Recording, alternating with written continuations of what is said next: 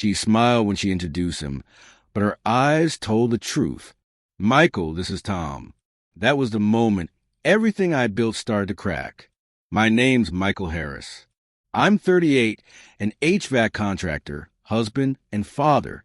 For the last decade, I've worked myself raw, crawling through attics in the dead of summer and basements in the middle of winter, just to make sure my family lives steady and safe. Nothing fancy, just a modest house in the suburbs, a 10-year-old car that always needed an oil change, and a backyard swing set I put together for Lily when she was 5. That little girl has been my anchor through every busted compressor and every long day. She's the reason none of it ever felt like a sacrifice. Lisa used to appreciate it too, or at least I thought she did. Lately, though, her tone had shifted. Arguments came out of nowhere. You're boring, Michael. You never surprise me. You're safe, predictable. She spat the words like they were insults. When I tried to laugh it off, she'd roll her eyes, mutter something about how she was still figuring herself out. I told myself it was just mid-30s burnout. Everyone goes through phases, right? Then came the night she brought Tom over. I walked into the living room and froze. He was already sitting on my couch. Tall, relaxed, too comfortable for someone I'd never met. Lisa stood beside him like a host presenting her guest of honor. Michael, this is Tom. He's a friend. Her smile didn't match her eyes. They gleamed with something sharper. Friend, I repeated, shaking his hand. His grip was firm, practiced, like he was sizing me up. The whole scene reeked of rehearsal. And then Lisa, as if on cue, turned to Lily. Sweetheart, say hi to Tom. Lily peeked around from the hallway, clutching her sketchbook. She hesitated, but Lisa nudged her forward. Tom leaned down with a smile that looked polished, not genuine. Hey, kiddo. My stomach nodded. I'd seen salesmen use that same tone.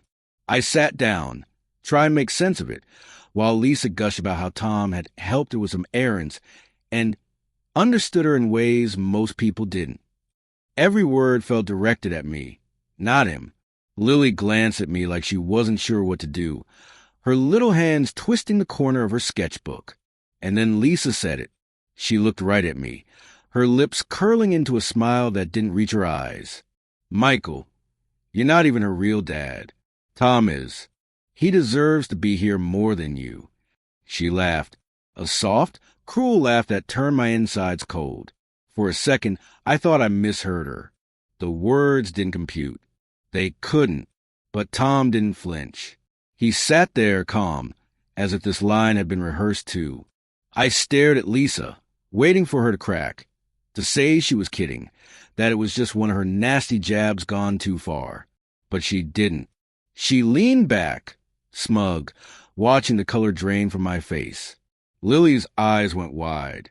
Mom, she whispered, confused. But Lisa ignored her.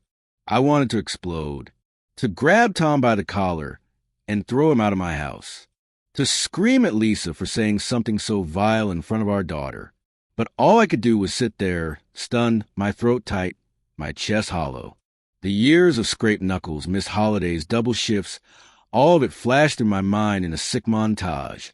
And now, just like that, Lisa was trying to rewrite it, trying to erase me from my own daughter's life.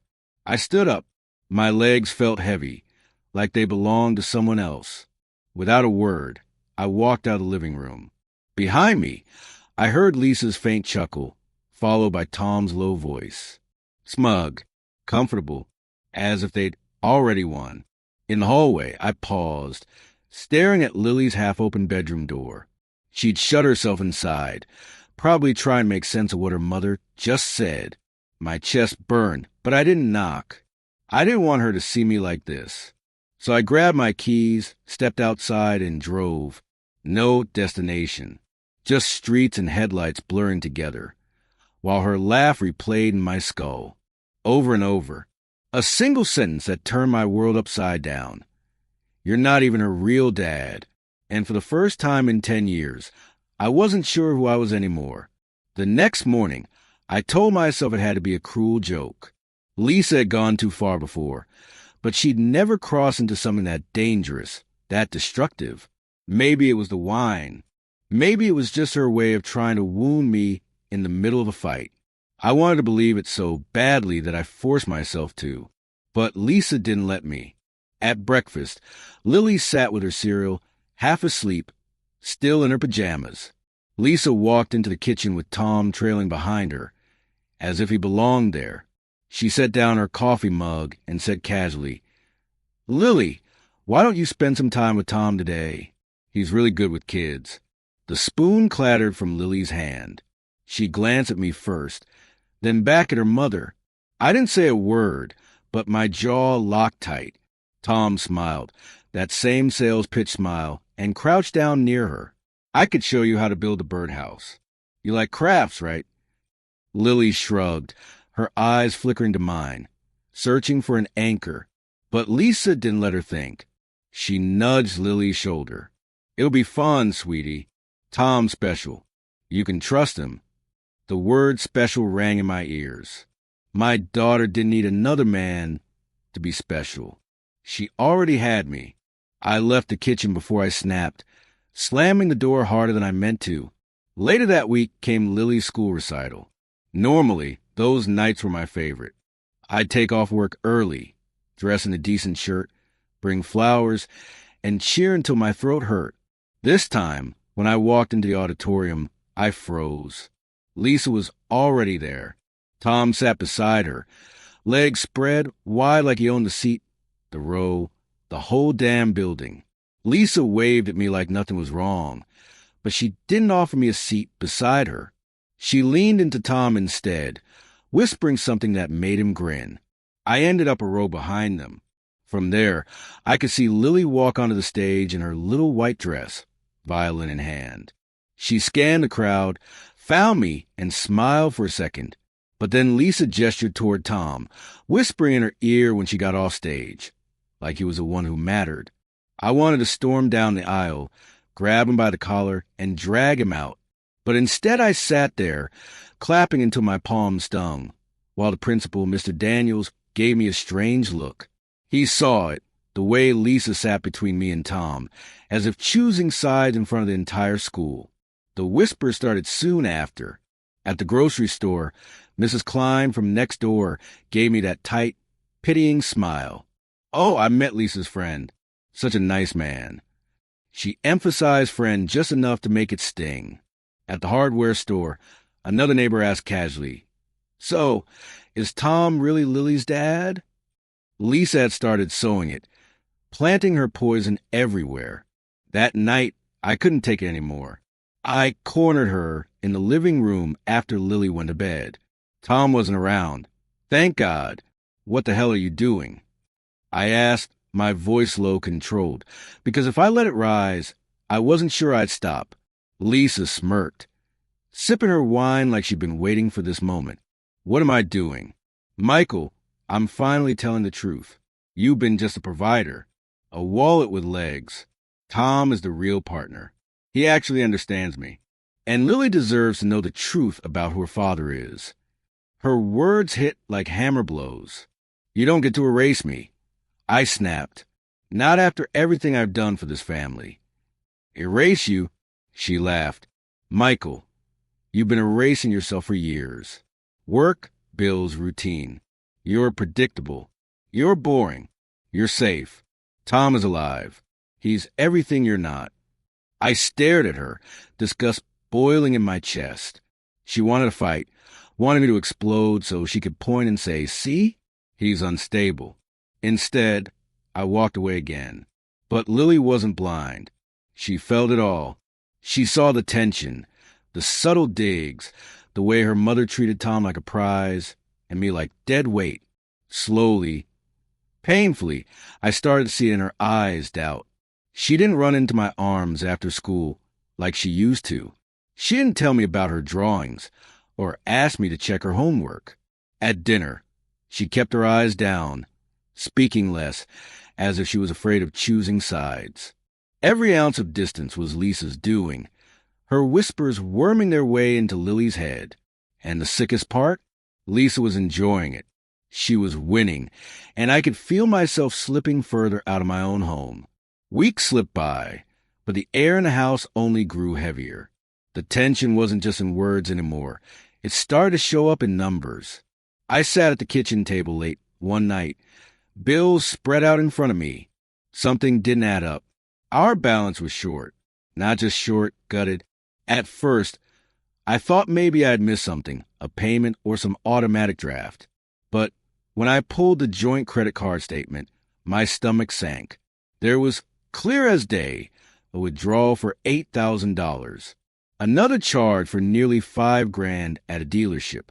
My hands tightened on the paper, crumpling the edges.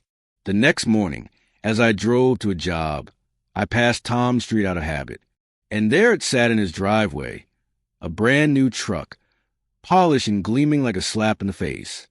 I pulled over for a second, staring at it through the windshield. The price tag practically matched the hole in my account. That wasn't a coincidence. That was my money, parked on his property. When I confronted Lisa that night, she didn't flinch.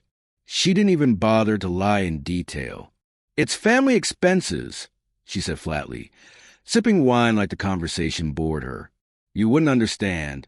Tom's been helping out with Lily, and I wanted to support him. He's better with money than you." My chest burned. Support him? With our savings? You're funneling money to the man who's trying to replace me. Her lips curled into that familiar smirk. Replace you? Michael, you're doing that all by yourself. You can't even keep your finances straight. Maybe it's better for Lily if someone else handles things. Before I could explode, Karen walked in. Lisa's sister had started showing up more often, too often. She carried a folder, sat down at the counter like she owned the place, and slid a stack of papers toward Lisa. "Here, I sorted out the accounts. You'll have full access now. Don't worry about Michael. I'll handle the details." I froze. What the hell is this? Since when do you get involved in our finances? Karen's tone was syrupy, condescending. Since Lisa realized she needed someone responsible on her side. You've always been, let's say, controlling. Maybe if you let go a little, things wouldn't have gotten so bad. Controlling.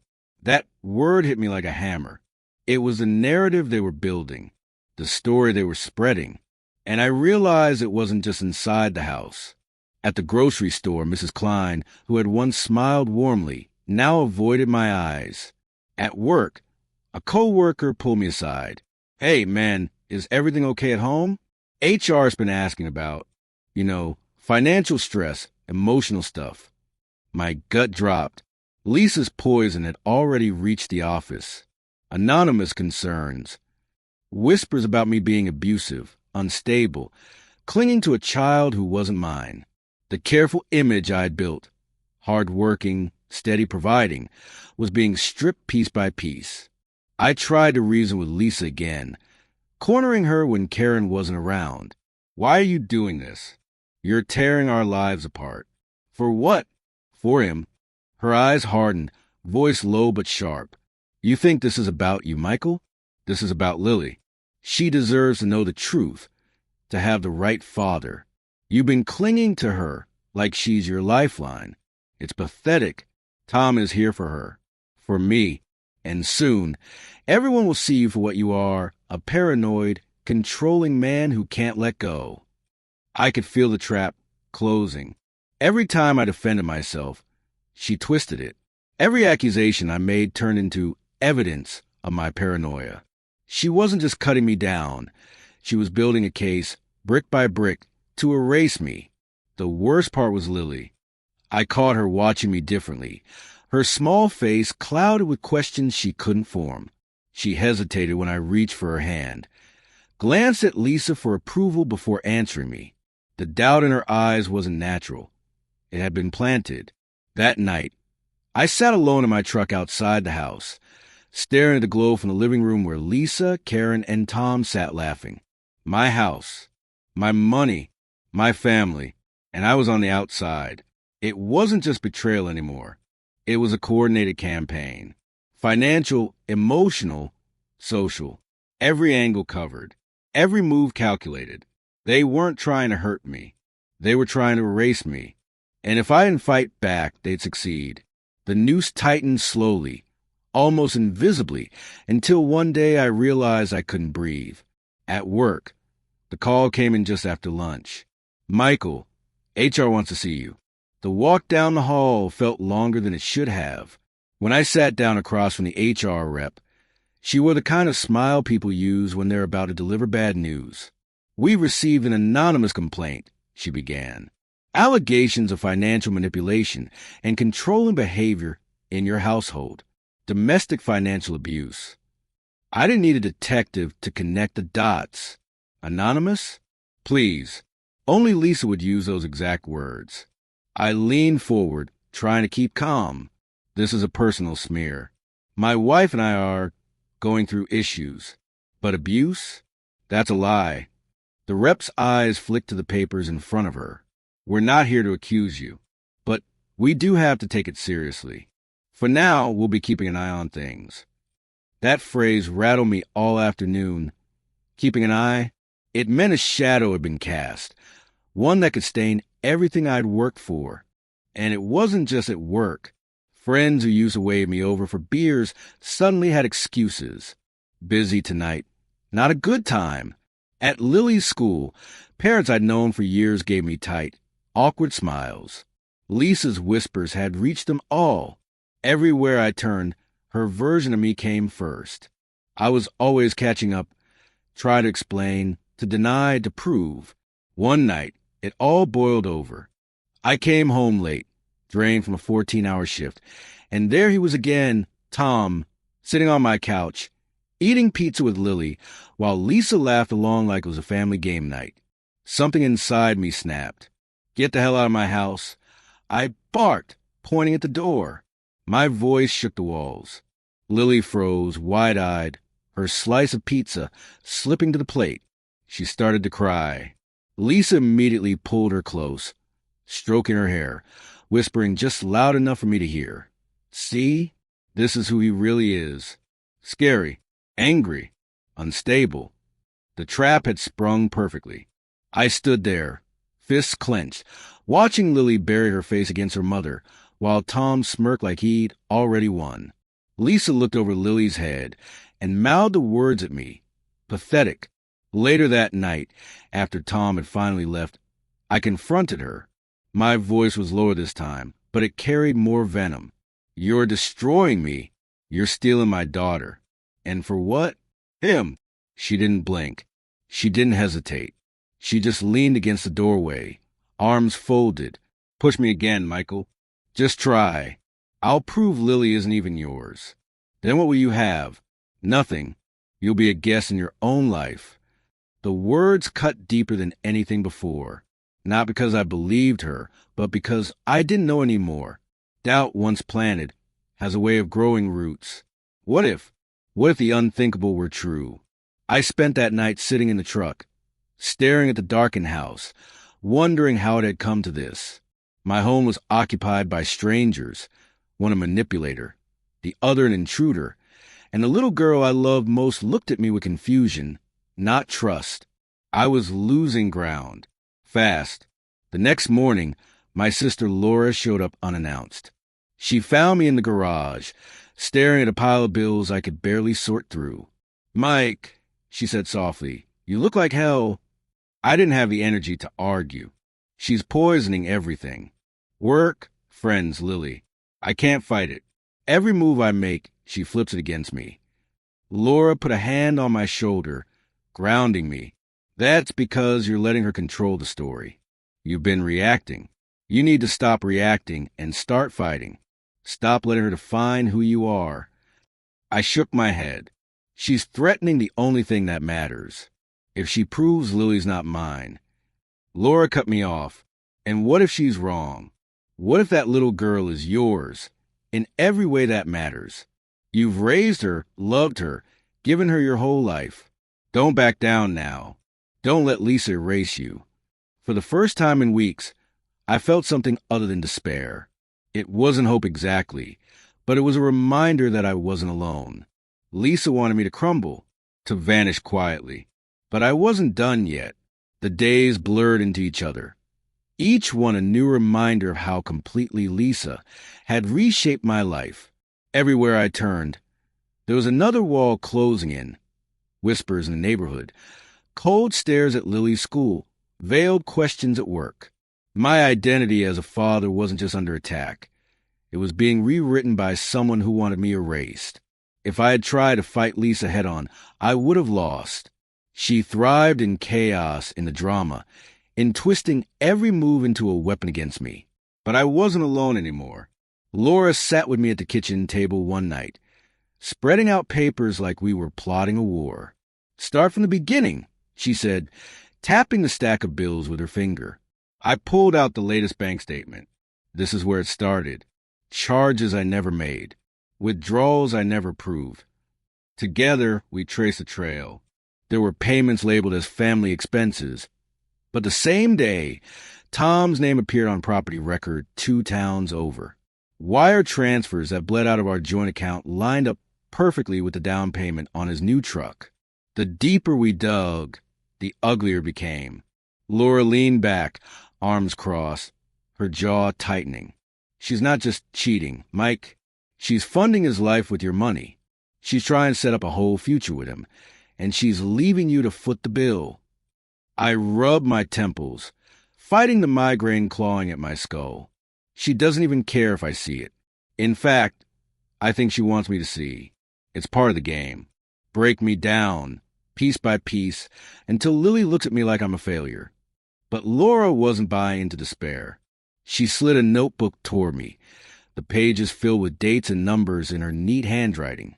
We document everything. Every transfer, every property record, every charge. This isn't about catching her cheating. It's about proving she's a liar. Because when this goes legal, lies won't hold up under paper. Her words planted something inside me. For the first time in months, I felt like I wasn't just reacting. I was preparing. Lisa must have sensed a shift, because her tactics escalated fast. A letter came through the mail one morning, stamped with legal letterhead. Custody papers. She and Tom were demanding primary custody of Lily, painting me as unstable and abusive, and on top of that, they wanted child support. The irony burned. She was using my own money to pay for a lawyer who wanted to rip my daughter out of my life.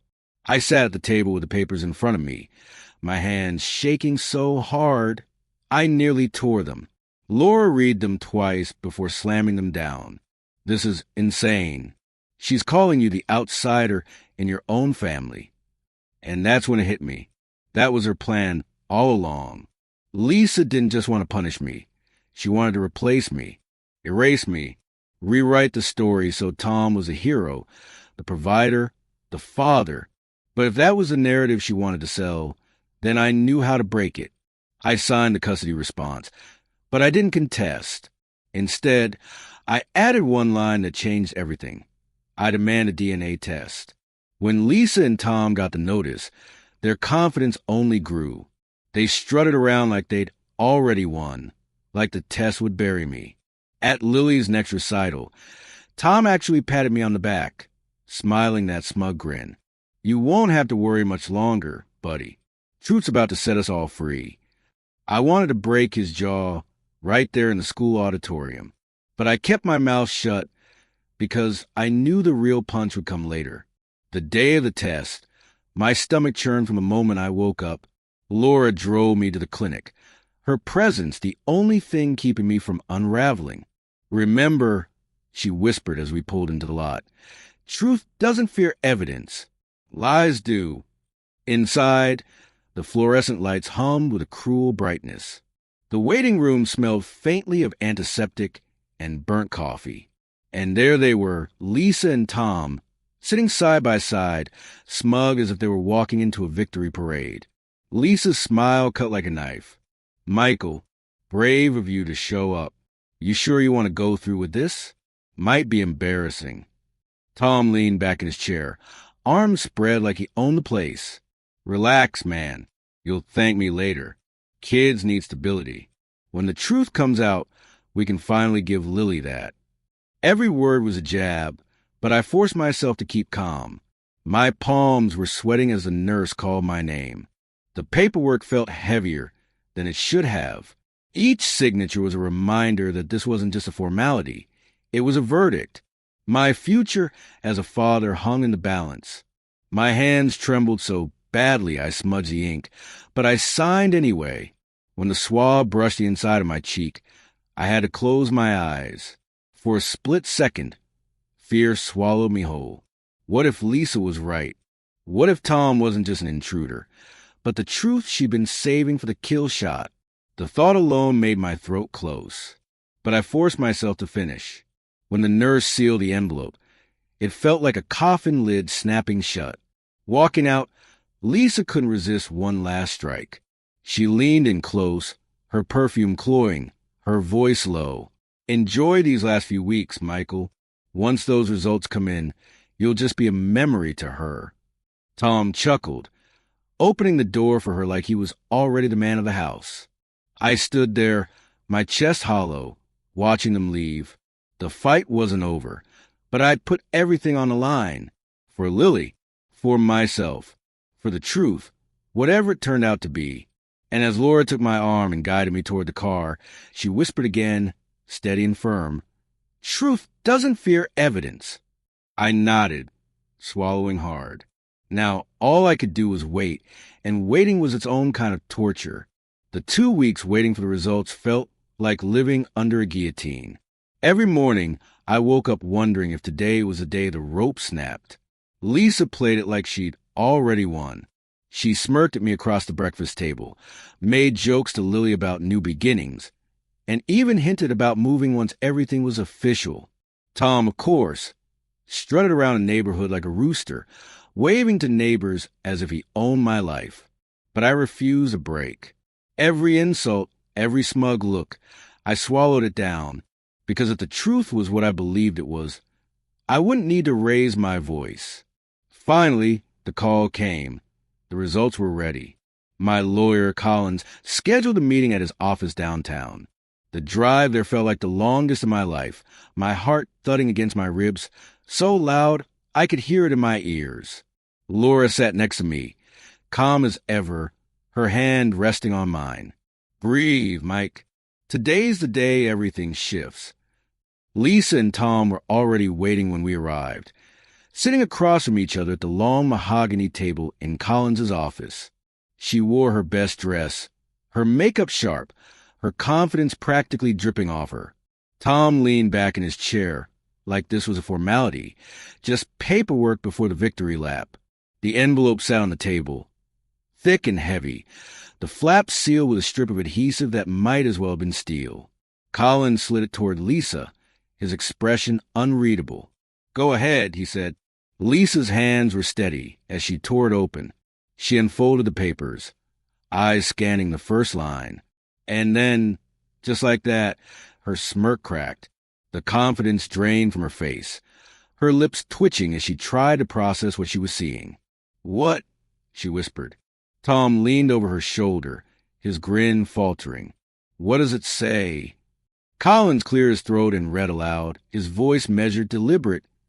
"Probability of paternity, 99.99%. Michael Johnson is confirmed as the biological father of Lily Johnson." The silence that followed was absolute. Even the hum of the fluorescent lights seemed to fade away. Lisa's face went pale. Tom pushed back in his chair, shaking his head. That can't be right. There's no way." Collins slid the document across the table toward me. The number stared back at me, cold and undeniable. For months, I had lived in fear of this paper, terrified it would sever the bond one had with my daughter. Instead, it was my shield.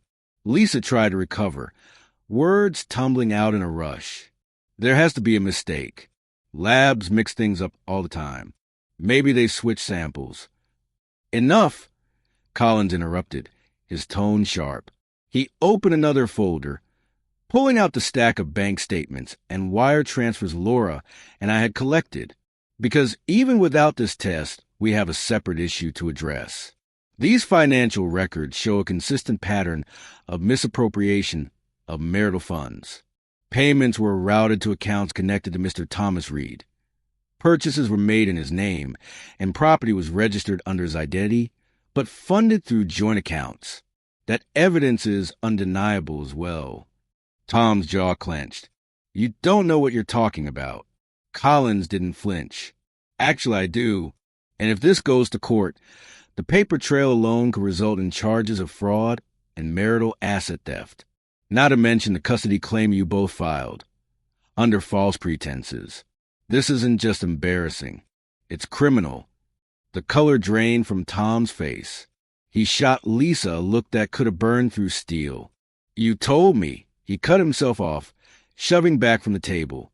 Without another word, he stormed out, the door slamming so hard the frame rattled. Lisa sat frozen, her hands gripping the paper so tight it crumpled.